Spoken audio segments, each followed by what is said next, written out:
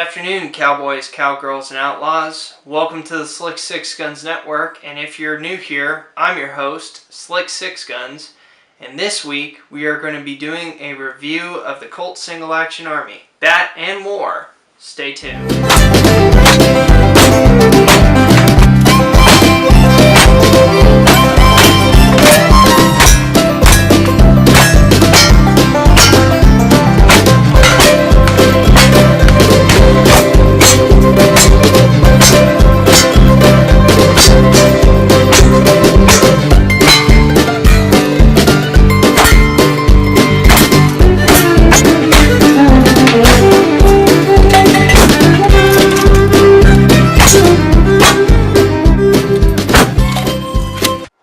Horses, outlaws.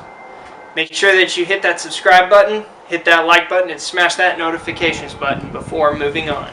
For those of you who are interested in supporting the Slick Sixguns Network, I will be leaving a link to my Patreon account in the description of this video, and feel free to visit it at any time should you want to donate. Thank you very much. For this review, we are going to be doing a point system for each category on the Colt Single Action Army. We will have 7 categories to cover, and each category is going to have 10 points attached to it. So for example, if I give it a 7 out of 10, you can consider that a good rating, with 10 out of 10 being the best and 1 out of 10 being the worst. Let's get started. The first one that we're going to talk about with the Colt Single Action Army is the aesthetics and the fit and finish. It is a blued barrel, it is a blued cylinder, color case hardened frame. It also has wood grips, and this is an original Colt that is a 3rd generation. It is made by the company that originally came up with the Single Action Army. With that being said, you can't get much better than that. The metal on this is extremely shiny when I first got it. It was brand new, obviously, when I got it. And there's no rough spots on it. It's actually a commemorative edition. With that being said, it was manufactured in 1971. That is the year that it was made. The wood is a really nice fit to this. I'll say that the color case hardened frame and the wood grips are probably my most favorite part about this revolver. It just adds kind of a really classic look to it. A lot of them at the beginning originally came out with the wood grips too. And I have to say that I'm more of a wood grips person, so I really like that. The finish on these grips is very, very nice. It's not rough. Somebody obviously took their time with it. It's very well put together, and the wood just flows into the metal. That's what I think is really awesome about that. It's a 5.5 inch barrel. It fits very well into a holster. So first appearances, I would say that this has a great ooh and ah factor. The only thing that I'm going to ding it on is that it actually has 1971 stamped on the barrel. So I'm going to go ahead and give this a 9 out of 10 rating for aesthetics. The next category is balance. It's a 5.5 inch barrel. This is a very well balanced pistol. It doesn't feel butt heavy or barrel heavy. I really like 5.5 inch barrels. They come in 4 3/4, 5.5, and 7.5. I like the 5.5 because I really like the balance of it. It feels very good in the hand, and it doesn't feel like you're carrying a lead pipe on your leg. With that being said, I'd say the balance of this, I give it a 10 out of 10. The next category is the action and the trigger pull. The action on a Colt Single Action Army has a 4-click system to a full cock. So that's what you're normally going to hear. Some reproductions do that, but that's what you're going to see on all the Colts. We already kind of did a demonstration of that in the last video. One of the things that's going to matter when it comes to competitive shooting is going to be how heavy is the hammer pull and how crisp is the trigger. On a 3rd generation Colt, right out of the box, without it being tuned up, it's smooth, but it's still a very heavy hammer. In my opinion, compared to what you would use in something that is meant specifically for competitive reasons. You might want to go ahead and lighten up the hammer spring on it, but it's a good hammer. It's very smooth. It's just a little heavy. The trigger, when the trigger breaks, it's going to be very crisp. You pull, pull, pull, and then all of a sudden it just snaps forward. and you just kind of have this feeling of a for sure ignition on it. The trigger is a little thin. That's what I'll kind of say about a negative aspect in my opinion. If you were to pull it, it's a very crisp trigger, but the trigger is a little bit thin. I don't really like that too much. I like it to fill up a little bit more of my finger just so that I have a really good grip on it. That's my opinion, but you can take that for what it is. All in all, I'd say for trigger pull as well as hammer function, I definitely give this a 9 out of 10. So the next thing we're going to talk about is recoil.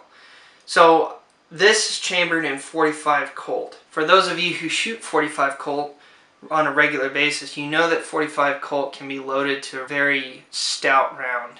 And I think that it's a good round, it's a very powerful round, and it's a very diverse round. You can load it down fairly low, not as low as a 38, but I load mine relatively low. If you watch the shooting video, you saw that I was using relatively low power rounds. Mind you, none of them were black powder, so they didn't have full case loads. So as far as recoil is concerned, depends on how much powder you decide to put into it. The recoil is manageable, especially for competition. So I think that regardless of whether you have one that is in 4440 or .45 Colt, I think that the recoil is definitely manageable. And the other thing that the recoil kind of allows you to do is, if you notice, the hammer is relatively high. So if you are to grip this revolver and you just straight try to pull it, it's a little bit more difficult than, say, if you have fired it, the pistol goes back, rolls into your hand a little bit, and then you're able to pull back the hammer again and get ready to fire. So the recoil kind of assists actually with a faster follow-up shot. The recoil is comfortable, assists with faster follow-up shots, but can be changed, varied on how much powder you use in your loads. So for that being said, I'll definitely give this 7 out of 10. Accuracy. We all know that accuracy for the most part is based on the shooter, not necessarily the weapon. For cowboy action, I'd say that this pistol will definitely be able to shoot targets that are in cowboy action. But if you're going to go out to distance, I'd say that with its pointability, and as long as you have a steady hand, you'll definitely be able to target well at 25 to 35 or even 50 yards. So with that being said, accuracy concerned, I'll give this a 10 out of 10. The next category we're going to be talking about is loading and unloading of the Colt Single Action Army. You didn't see me unload this, but you did see me load it. With that being said, you can only load one round at a time, and you can only unload one case at a time. If you were to have, say for example, a top break, like a Smith & Wesson model number 3 or Schofield, that would be a relatively faster load time and a faster ejection time of spent cartridges than this. I would say that this one is relatively time consuming because you have to load, skip one, load another one, load another one, load another one, close the loading gate, and then pull the hammer back and put it down on an empty chamber. That takes time, especially if you are in a stressful situation. If you have to do a one-shot reload in competition, it's not necessarily that difficult to do.